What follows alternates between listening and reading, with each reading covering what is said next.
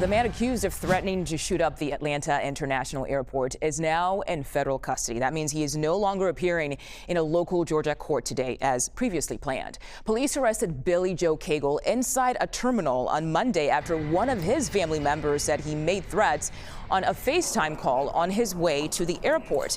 Authorities ended up finding an assault rifle and ammo in Cagle's truck.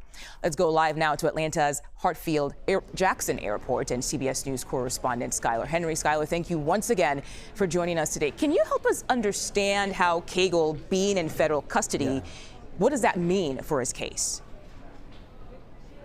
Well, essentially, this now means that based off of the charges, this now will move through a federal criminal court system. We looked at the complaint that was filed just yesterday. In it, we were able to see some of the charges that he is now facing, including attempted violence at an international airport, interstate communications of threats, and then him being a felon in possession of a firearm. And also in that complaint, we were able to get a bit more granular information in terms of the justification as to why the special agent in charge feels as if these charges are appropriate. Something else new that we were able to find out based off of this complaint, it had been reported before that he was on some form of social media and perhaps even a live stream, but it was a FaceTime call made to a member of Cagle's family that alerted that family member to then go to the local police department.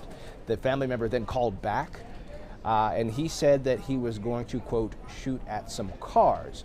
Once the family member was able to get back in touch with Cagle again, he then said that he was going to go to the airport and then implied that he was going to open fire here at the airport.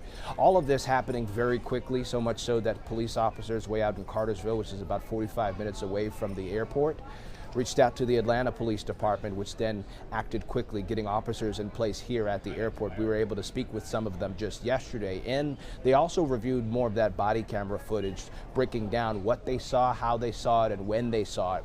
All incredibly important information in terms of not only tracking down where Cagle was, but what he was doing at the time that he was confronted and then ultimately arrested. We spoke with the officer who performed that arrest. They said that they responded and essentially relied on that training that they had been able to do over the course of the last several years, and all of that really just kicked in. And if it were not because of that training, and if it were not because of quick thinking family members and law enforcement officials, this is a situation that certainly could have been much worse. Oh yeah, for sure. It all goes back to that family member speaking up in the first place. Skyler Henry, thank you so much.